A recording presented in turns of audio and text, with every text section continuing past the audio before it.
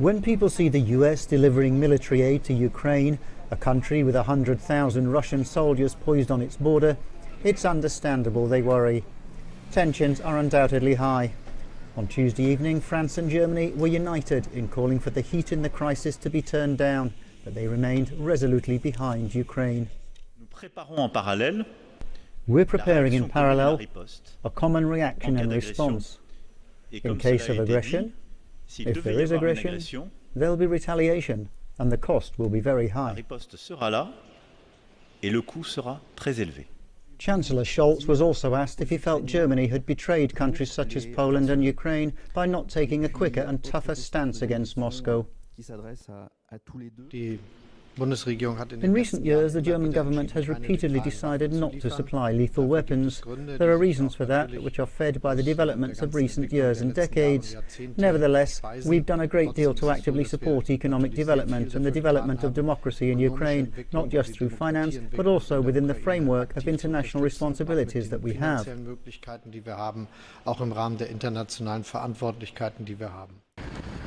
But if Europe would like to see tensions lowered, it won't have helped that Russia started joint naval drills with China today in the Western Arabian Sea. The US-Russia negotiations are completed at this stage. Before we understand when and in what format they should continue, we'll need to receive the written reply from the US. We hope it'll happen this week. And what we're seeing at the moment from the US side, informationally and de facto, is the escalation of tension.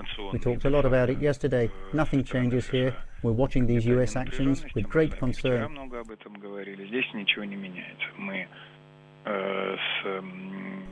Ukrainians have been saying in recent days they're hoping for the best but preparing for the worst. The diplomacy is at least still in play. President Macron said he'd talk to Russia's President Vladimir Putin by phone on Friday. Mark Armstrong, Euronews.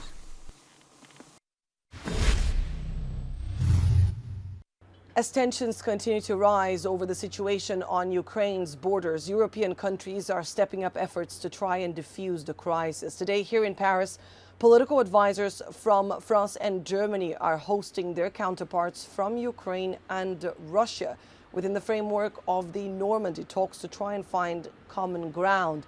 France's President Emmanuel Macron has been organizing a series of diplomatic initiatives over the last few days, saying it is crucial for Europe to work together towards rapid de-escalation. Emmanuel Macron says talks must continue, but that Europe should make it clear that a response in case of Russian aggression will be quote-unquote massive. Emmanuel Macron is scheduled to hold talks with his Ukrainian counterpart, Volodymyr Zelensky, over the next few days, and a phone call between him and Vladimir Putin is scheduled for Friday. At the Élysée Palace, his advisors are saying that Emmanuel Macron is ready to show solidarity and support towards EU member states concerned for their security, and that he will use all diplomatic tools at his disposal to protect the stability of Europe. Annelise Borges in Paris for Euronews.